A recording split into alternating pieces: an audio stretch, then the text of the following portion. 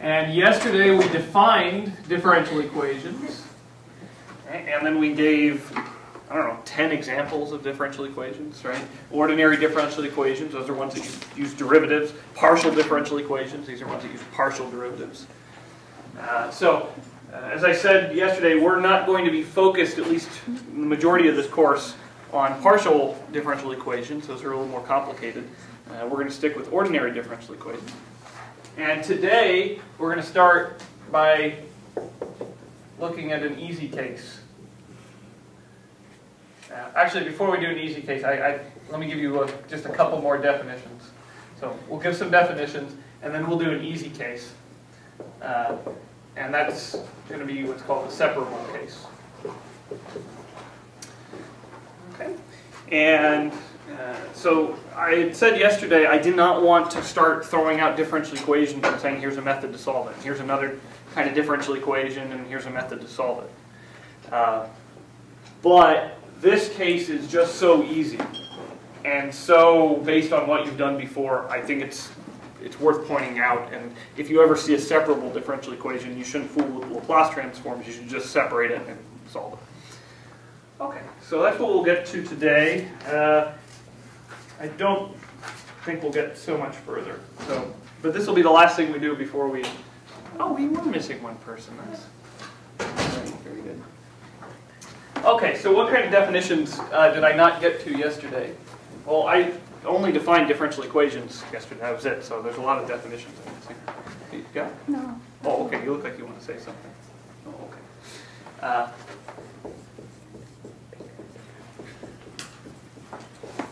Okay, so these definitions will help us classify differential equations that we see. So the first thing is the order of a differential equation. And all this is the highest derivative in the differential equation. Okay, what do I mean? I'll give you an example. Yesterday we saw this differential equation.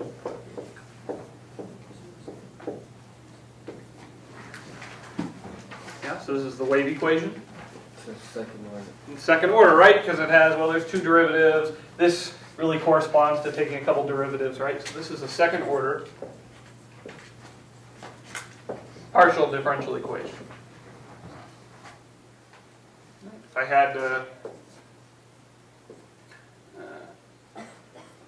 third derivative of y minus 2 times the second derivative of y plus 3t times the derivative of y equals 0. Third order differential equation. And it's ordinary. Okay, so this is a very easy first thing you can look at and say, oh, okay, that's not bad. So you might think, okay, first order differential equations, those should be the easiest, and then second order should be harder, and so forth. Right? And to some extent that's true. It's not always true, it's not actually true, but to some extent it's true. But what you're thinking of is, of course, you start off with polynomials. You have linear polynomials ax plus b, and then you have quadratics ax squared dot dot dot. Right? So this order corresponds somewhat to the degree of the polynomial. Okay, next, this one is a little more complicated. It's called a linear differential equation. Now, if we were really keeping the same terminology as we use for polynomials, then linear would just mean order 1. But that's not what it means in this case. Right? You can actually have linear differential equations of any order. So what does a linear differential equation look like? So it's going to look like, first, you can, like I said, you can have any order, so you can have nth derivatives. Now leave some space between what I'm doing here.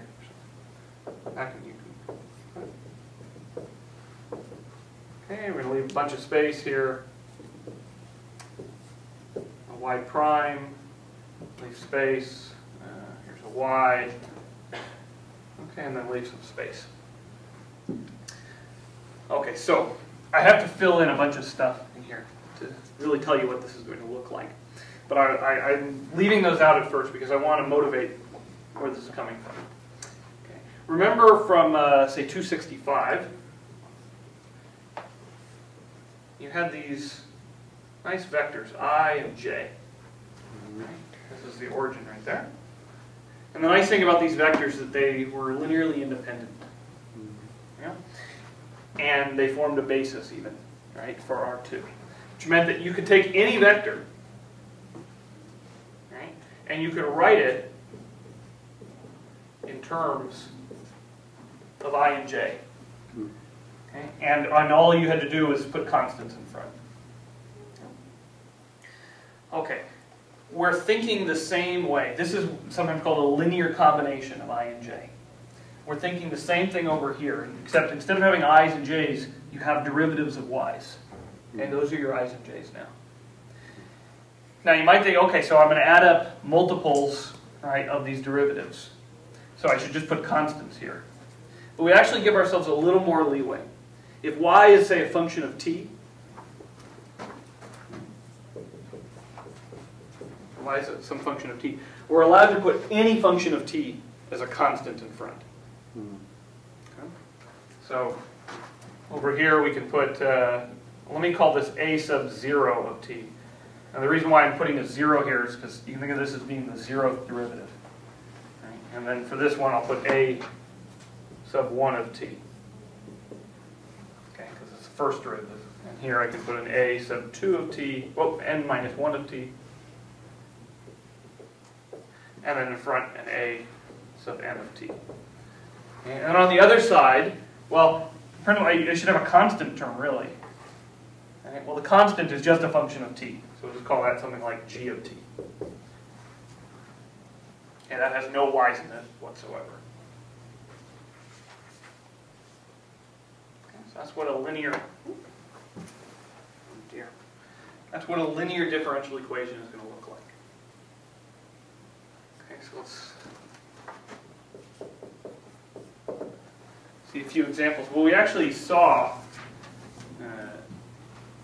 a bunch of examples yesterday that were linear. For instance, we had Newton's law.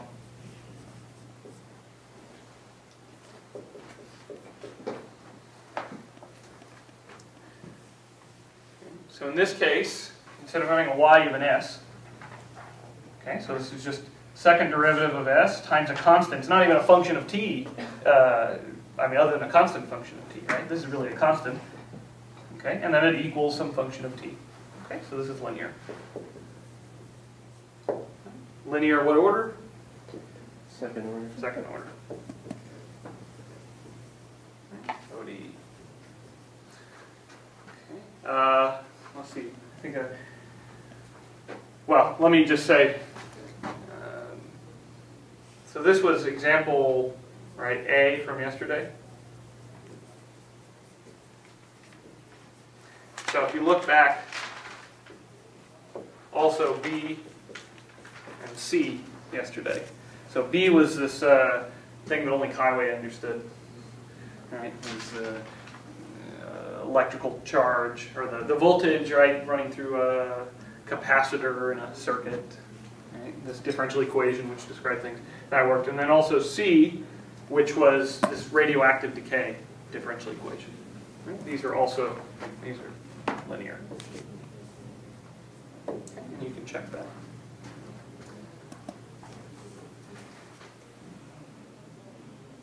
Jeez, they're loud next door.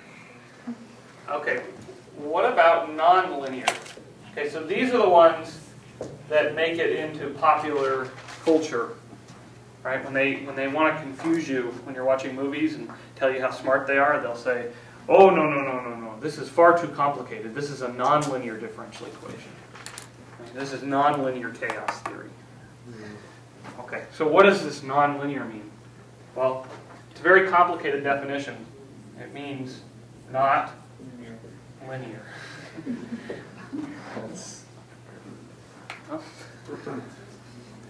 Ooh. Are you impressed yet? Extremely. Okay, so what's an example of a nonlinear one? Well, take, for instance, what was it called? The logistic equation from yesterday, right?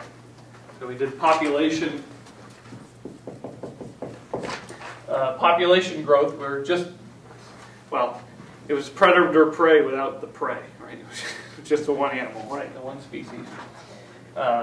So it said, what? That the rate of change of the, I can't remember what symbol we used for the population. Was it oh, we just used y. T equals population of the prey, y of t population of the pre-prey. So here, I don't want the Lotka-Volterra one. I want the one before it, the logistic one, right? I think that was just y.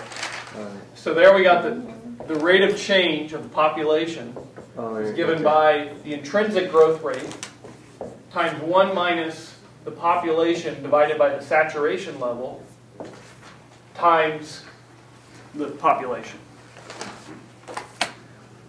And if we expand this out a little bit, it's easier to see what's going on. You get ry minus r over ky squared.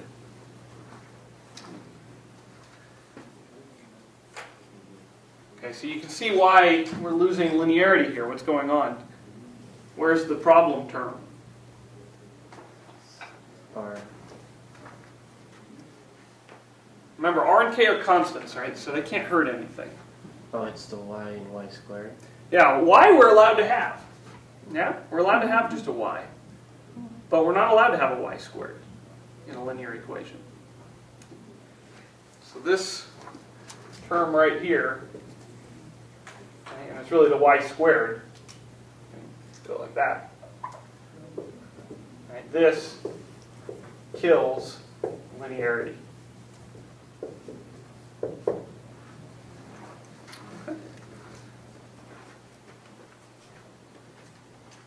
Fine. Let's see. Let me give you another nice example. See if I can try to draw a picture. So let's say you have a nice little base here, and from this base, I'm going to hang marble or some weight, and then I'm going to let it go. Okay, of course this is called a pendulum. Right? Okay, so you get this pendulum motion going on. Okay, so when you do that, okay, so you have this weight sitting on the bottom, and draw this line that's going straight down. So there's a force acting on this ball, right? Namely gravity. Right? Okay, so gravity is pulling down, and that force, well, force is mass times the second derivative position, which is acceleration. And of course, in this case, it's acceleration due to gravity. Right? And that we get a number, or it's just this constant g, right? Okay, so mg is pulling it down. And so then we get an angle that at any given point this forms an angle called theta. And let me give a name here. We'll call this the length of the string L. So if we want to describe the motion of this ball in terms of the angle, it's modeled by a differential equation. So it's modeled by the differential equation. It looks like, okay, you take the second derivative of theta plus gravity divided by the length times the sine of theta, and this equals 0. Okay, what's the order? Second. Second order. Is it linear or nonlinear?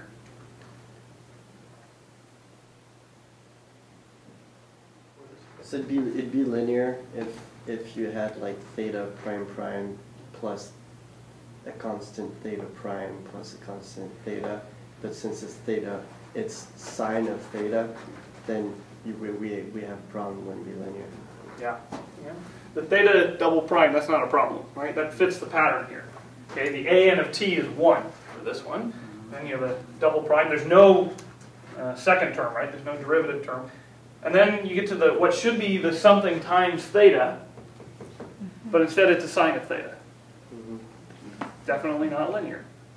Okay. You have this nice constant here, but that doesn't affect anything. So this is nonlinear. Second order. Another important one, but doesn't have to be linear. Okay. And then I guess the last thing I should tell you is what is a solution to a differential equation.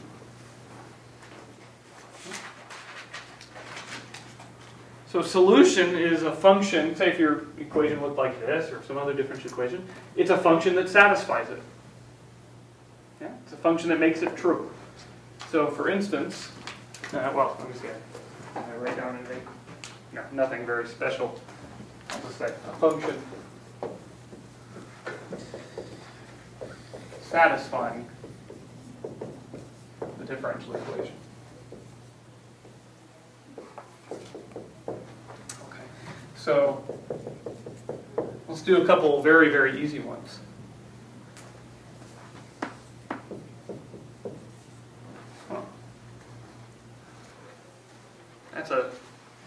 That's almost as simple a differential equation as you can imagine, almost. Y prime equals 0, that's probably even better. Okay. Y prime equals Y. Sure, right? If, say y is a function of x, right? E to the x works. Y equals e to the x is a solution because e to the x prime equals e to the x. Is it the only solution? No. What's another solution? 0. Sure. 0 is a solution. 0 works. Y prime equals 0. Yeah, okay. Good. Anything else?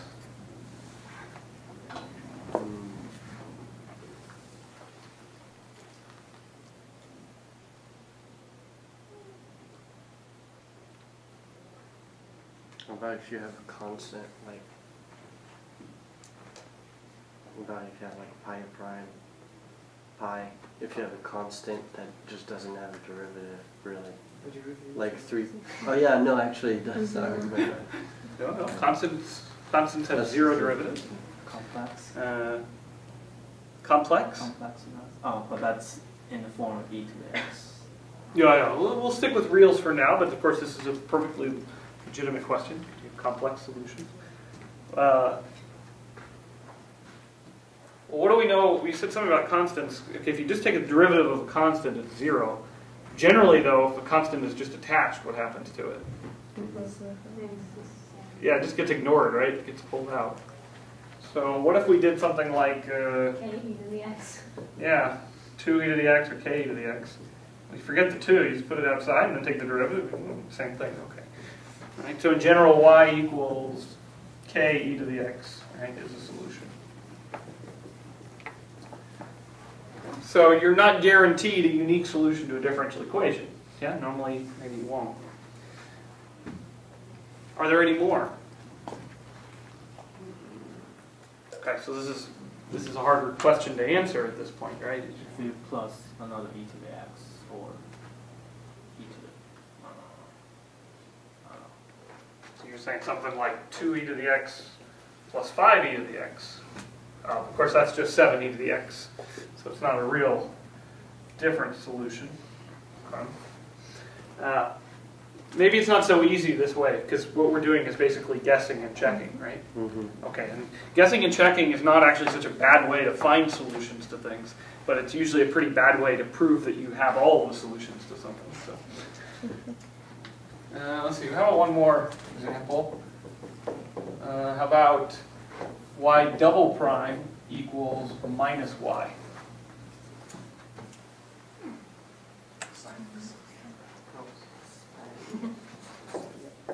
Does that work? Sine x? Sure, right? Because what's y double prime? Negative sine x. All right. Derivative of sine is cosine. Derivative of cosine is minus sine. Cosine. Ah, cosine. Y equals cosine of x. So y double prime equals, well, derivative of cosine is minus sine, derivative of minus sine is minus cosine. E power negative x. E to the negative x. Let's see. So, let's see, y prime is minus e to the minus x. And then y double prime is, actually it's again e to the minus x, which is y. So actually, this is not a solution to this equation. This is a solution to y double prime equals y. So how about Negative e to negative x. Yeah. Negative e to the negative x. Well, what will happen? When you do negative e to the negative x, the first time the negative will go away, it'll become positive. And then negative. The next time you'll get a negative again. Same thing. So the same thing will happen. And of course, that's not such a surprise because, well, we already saw over here, if you have a solution and you multiply it by a constant, you get another solution. Right? Well, if we took this thing and we multiply it by a constant, well, it's again going to be a solution to the same differential equation. Mm. Of course, that also tells you, you should be able to get more solutions here, right? Putting a k there. That shouldn't affect anything. Even though you're taking two derivatives, each time the k just pops out. Mm. Same thing with the cosine.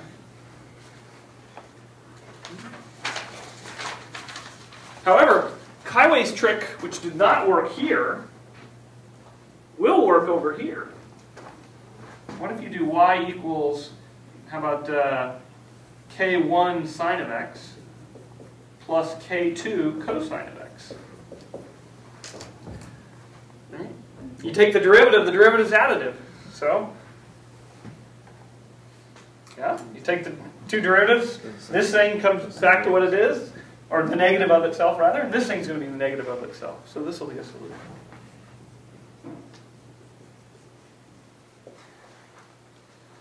Okay. Again, so you're pretty happy. You've built a whole class of solutions, but is there something else that we've missed?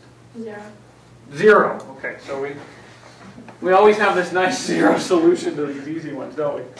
Yeah. But of course, that's actually already filled in here. When k1 and k2 are 0, we get that solution. So we're okay. And in fact, we also get that this y equals 0 solution for using this form, right? When k is 0. Mm-hmm. Okay, so we're okay. You gotta point out the obvious sometimes. Okay, so that's some examples. Are there any questions about the terminology? Probably the one that causes people most confusion is going to be linearity, right? That's one that's not going to be automatic. You have to sit there and think about it for a second, and then after you do that, 20 or 200 times, you know, oh yeah, it's linear. Good. Dorinda, you have? Okay. Okay, then we'll start section 2.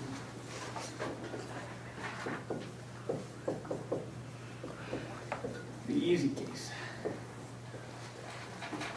Okay, so the easy case is actually something, if you were in 166 with me last year, the easy case is something we did. We spent some time on it. So, let's start with, I don't know, how about y prime minus y? Oh, maybe I don't want y up there. Let me see what I wanted. You don't want to mess this up too early. Oh, I did. Okay. 1 plus 2y squared equals 0. Okay, so tell me, classify this for me. First order. First order, good. No. Why not linear? Because of y squared. Yeah, this y over y, and this is just nasty, right? This is definitely, if there was no this, right, okay, that's a nice linear term, but this kills everything. Right? Okay, so we have a nice first order, non-linear, okay, so if you can solve this, you're better than all those mathematicians in the movies who can't solve non-linear differential equations.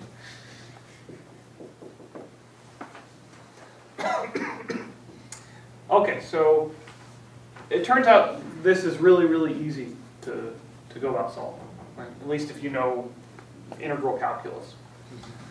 So first, what if we turn y prime into dy dx? This is just a notational change. Nothing interesting there. And let me put this term on the other side. So dy dx equals y cosine of x over 1 plus 2y squared. All right, any of my my senior citizens remember what we do from here? Before we do that, Separate. that's the word right there. What do you mean by separate?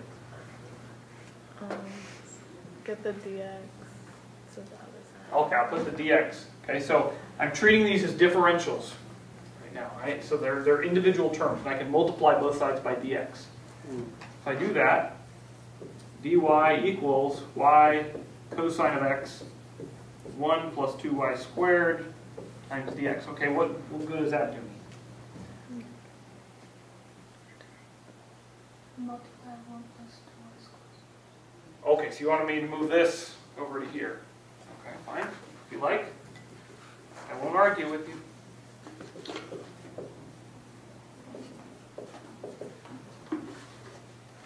Okay, what do you want to do now? You want to move this y over. Okay, fine. So, well, let's see. When I divide by it, I get 1 over y Plus 2y. plus 2y squared over right, which is 2y. So 1 over y plus 2y.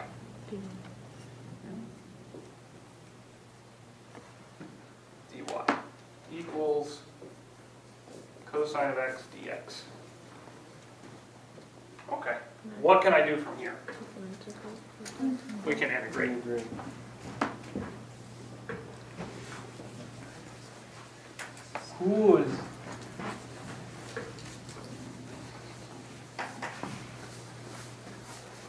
Okay, so now all you have to do is remember how to integrate. All right, so let's see. So we have the integral of 1 over y plus 2y dy equals the integral of cosine of x dx. So let's see. 1 over y, what was that? It was what? It was what? ln of absolute value. Thank you. Plus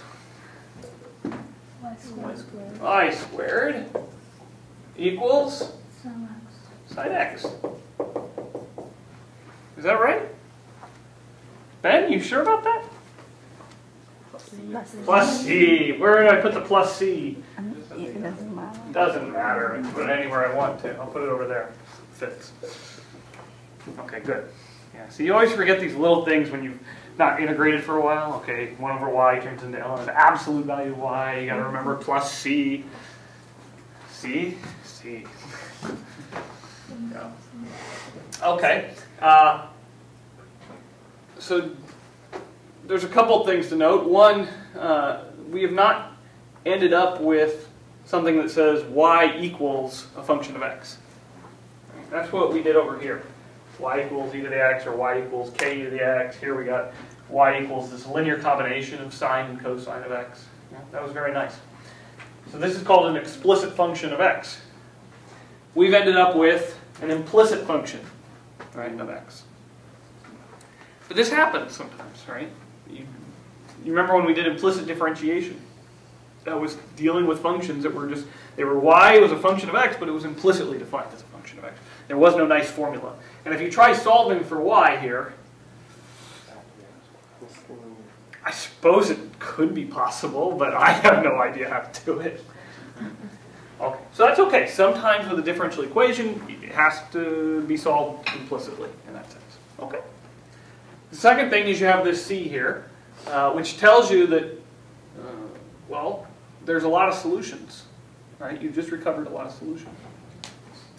How could we get rid of this c? Right? How could we actually turn this into a number?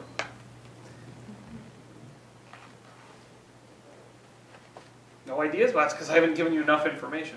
The correct answer is you need to give more information. Yeah? Okay. So I think here's my new information. So let's assume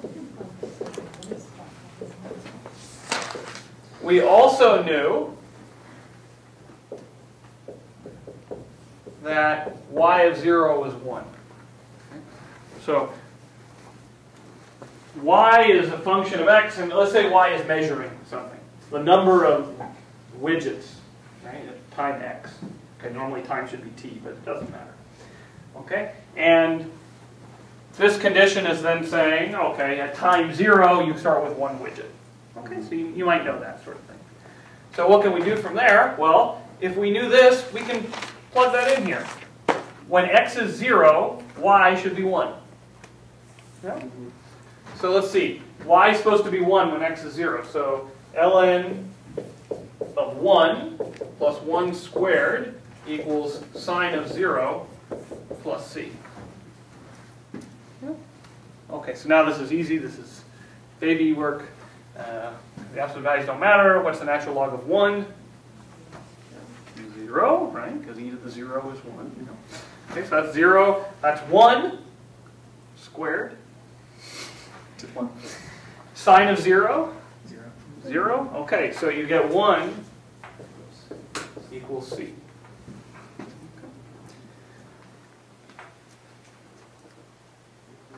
Okay. So we could rewrite it if we liked and put a 1 for c, given this thing. So when we're given initial values, we call it creatively an initial value problem.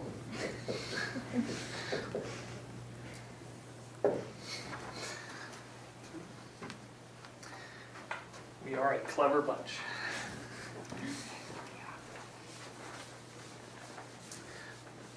It's imaginative. All right, now, more generally, so if we can put a first order ordinary differential equation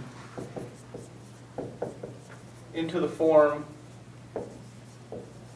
m dy equals n dx, where m is a function of y, right? And n is a function of x.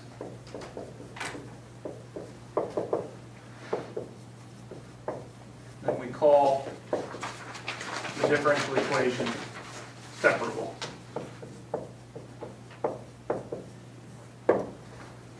Okay, the idea being you can separate the variables. Okay.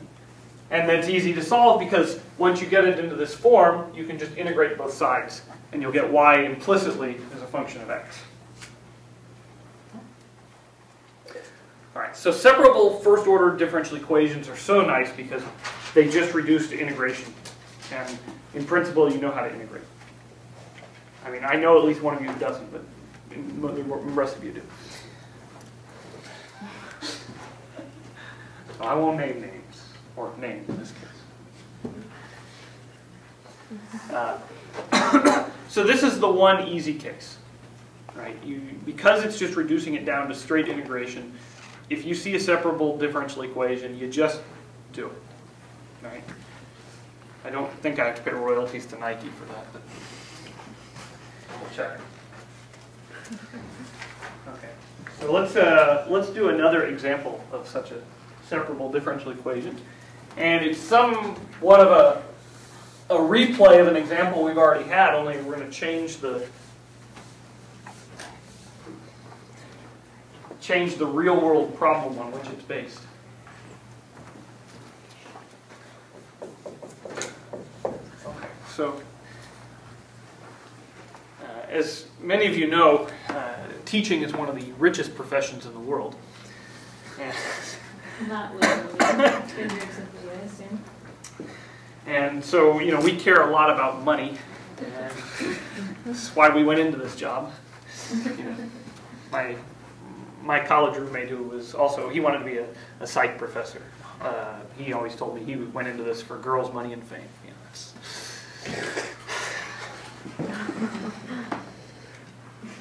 know, yep. How's that working out for him now? I don't know. So let's say that A of t denotes the amount of money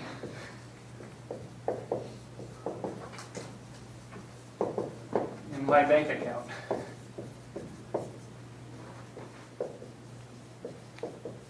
At time t. And reality notwithstanding, we'll assume that A of t is greater than 0.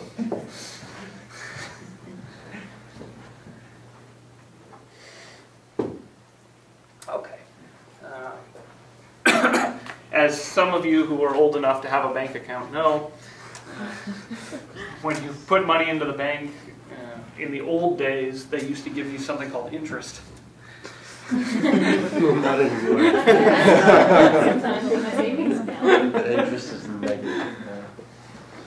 Okay, and Sometimes. as you may also be aware, the amount of interest that you I get know. is dependent on how much money you have in there. Actually, Right? Now the interest rate, at least for small variations of how much money you have, doesn't change. All right. Now it could be, they say if you have $100,000, we'll give you a higher interest rate, that sort of thing. But for the most part, if you have $20,000 versus $21,000, they don't give you a higher interest rate for having more money. But you do get more interest because there's more money to compute it on, right? Okay, so this is very similar to the case we had yesterday with the radioactive decay. Right? If you had more of that substance, more of it would decay. Right? And if you had less of it would decay. If you have more money in the bank, it grows. Right? Rich get richer, that sort of thing. Wait, are we assuming that we're not withdrawing? We're assuming that we're not withdrawing. Wow. This is just a very simple example. Is it a CD or something? If you like. A certificate of deposit. So, just like yesterday with the radioactive decay, we can model my bank account with a differential equation. Only mathematicians model their bank accounts with differential equations. And so it's proportional. Right? The more I have, the more interest I get. The rate of change in my bank account is dependent on the amount that I have in there. Right? And here, as before, k is positive. Okay? We're assuming a positive interest rate. Okay, now there's actually an assumption that I'm making in here which is not true of any bank that I know. What's the assumption in here? Well, when you have a substance that's decaying, does it take a break sometimes? Like, does it say, lunchtime, no more decaying for an hour? No. No, it decays all the time. Do banks ever stop giving you interest rate? Or interest? Yeah, they do, right? They actually just usually give you interest, well, it depends, once a day, maybe once a month. Daily is... Once a year. Daily is the typical thing for, say, a savings account. Right? Every day. Now, they may not post that money into your account, but they're usually compounding it every day. This is actually assuming that you're doing it constantly, just like the radioactive decay, because it's the same model, and so it must be making the same assumptions. It turns out, though, that assuming that they're giving you interest constantly is not, is not too bad as far as determining how much money you're going to have versus, say, compounding it daily. You don't miss it off by too much. Okay. In any case, though, we can try to solve this differential equation, figure out what A of t actually is. So let's, as we did before, rewrite in terms of our dy dx notation. So this would say that dA dt equals Ka. Okay, we'll drop the of t since it's implied. Okay. And we immediately see that this is going to be a separable differential equation because I can put all the a's on one side and all the t's on the other. for instance, let me move the t over and divide by the a. So I get dA over a equals k dt. So this is separable.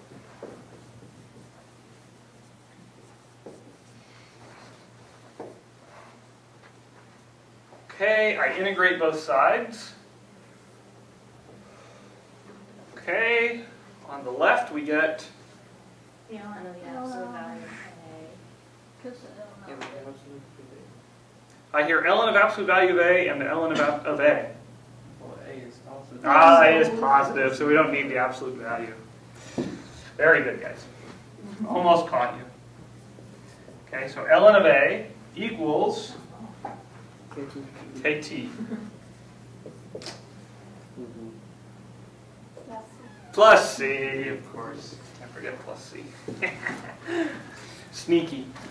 Okay.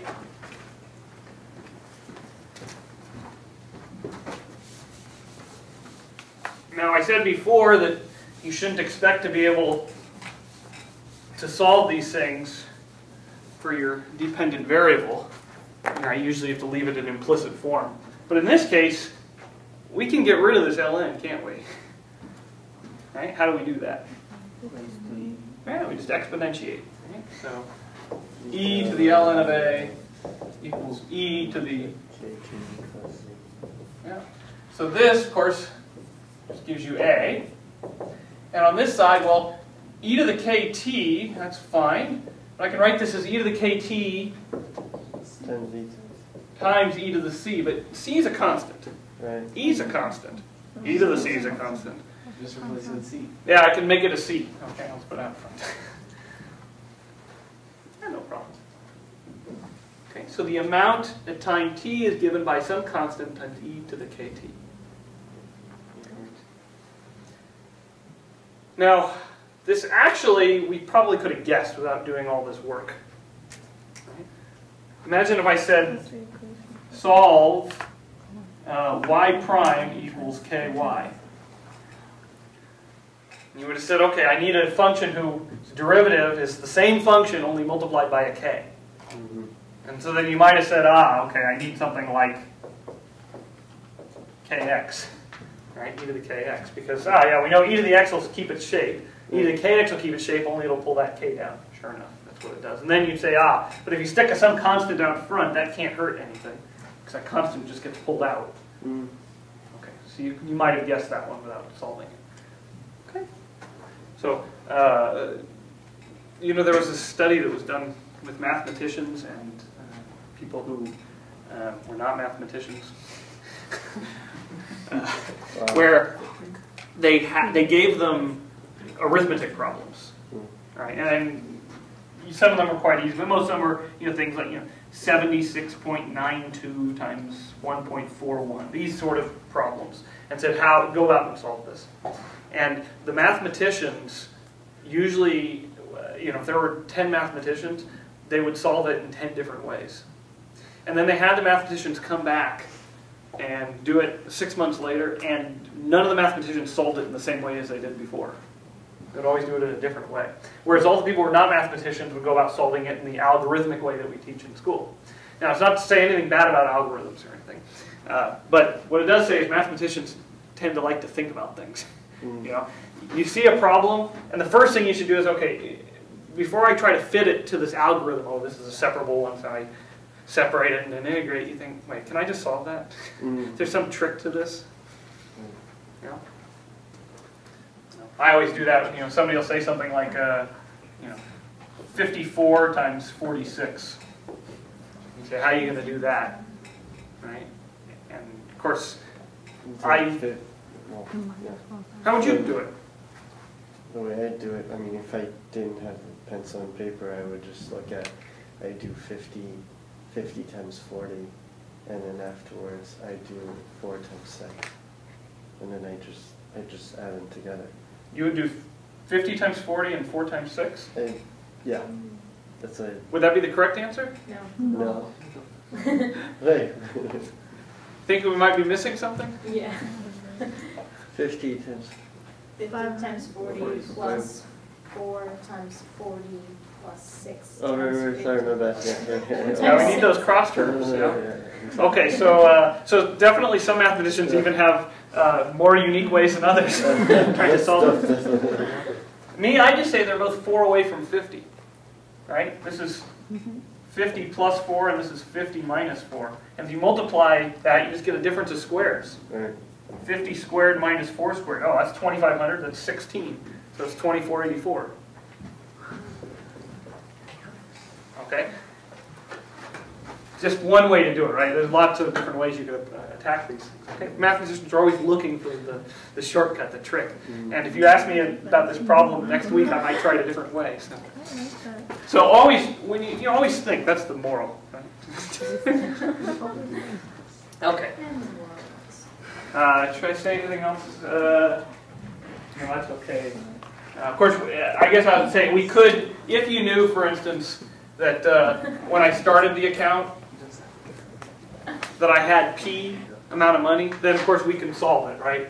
We say, okay, P equals C e to the k times 0, which is, this is just 1, so it's just, C is P, so A is P e to the k p. Okay, Oh, so wow, that looks familiar.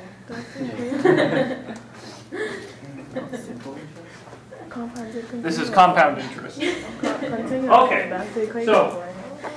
So now that we got the simple case out of the way, tomorrow we're going to just recall a couple things that you've hopefully seen before, but if not, we'll at least cover it quickly. Infinite series and improper integrals, because these will be important prerequisites for our next big thing, which is the Laplace transform. Okay, so see you guys tomorrow.